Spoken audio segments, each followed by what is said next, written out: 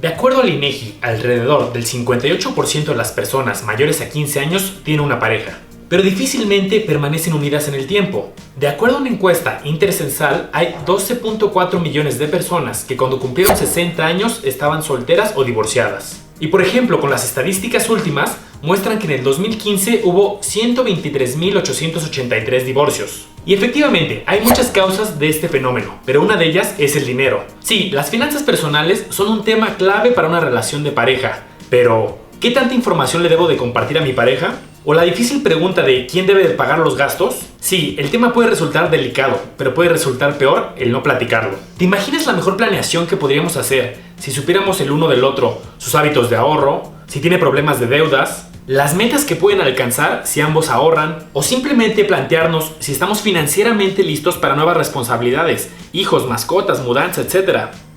Las 8 cosas que debes de saber de las finanzas en pareja. ¿Cada cuándo hablar de finanzas? Sí, lo sé, el tema no suele ser tan cómodo para todos como para abordarlo cada mes. Lo importante es elaborar un plan inicial donde respondan preguntas como ¿cómo se repartirán los gastos? O ¿cuáles son las metas financieras en pareja? Y respetar y seguir el plan acordado. El tema se puede volver a tocar cada 6 meses o cuando las circunstancias de alguno de los dos cambien, con algún nuevo empleo o el desempleo. También cuando alguno no esté conforme con la situación actual. La pregunta difícil: ¿cómo repartir los gastos del hogar? No hay una fórmula universal para esta pregunta. Lo importante es platicarlo y llegar a un acuerdo. Clasificar todos los gastos en dos: los gastos recurrentes de la casa como la renta, luz, alimentos, transporte, limpieza, y los gastos mayores como una hipoteca o la educación de los hijos. Antes de decidir la mejor técnica de reparto que les acomode, es importante que cada quien realice a conciencia sus ingresos después de los gastos personales. Por ejemplo, uno puede ganar 14,000 y después de los gastos quedarse con 9,000, y otro, aunque podría tener un mayor sueldo, por ejemplo 18,000, después de sus gastos personales podría quedar solo en 6,000.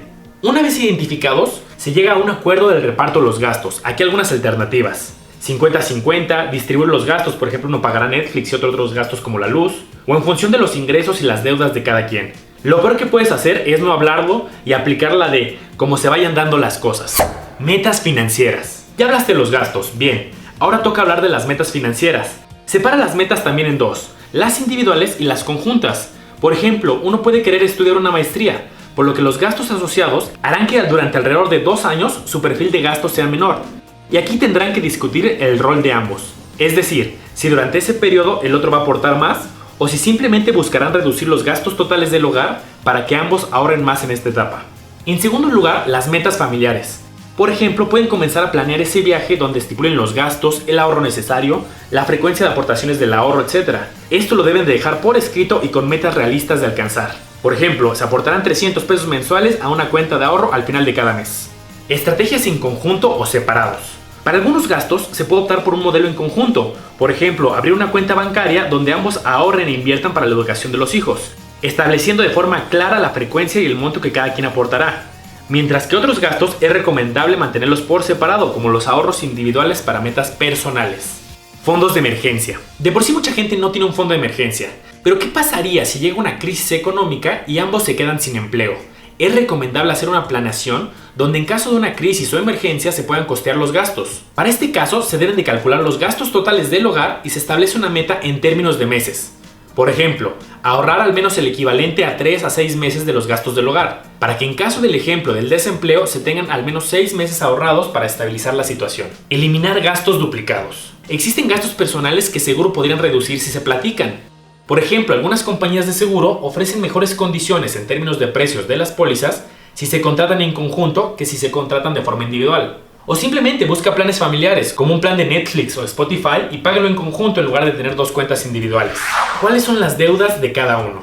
Sí, es un tema que necesitas compartir con tu pareja. Para poder realizar un plan financiero en conjunto o asignar los gastos, es necesario ser transparente con las deudas personales. Por ejemplo, una pareja puede decidir repartir los gastos 50-50, pero si uno de ellos se encuentra a tope de sus tarjetas de crédito, necesita avisar de esta situación para ver si temporalmente se replantea el esquema en lo que se realizan los pagos, o probablemente se pueda mantener el 50-50, pero deben de reducir los gastos totales. Por ejemplo, esos meses no será recomendable planificar un viaje.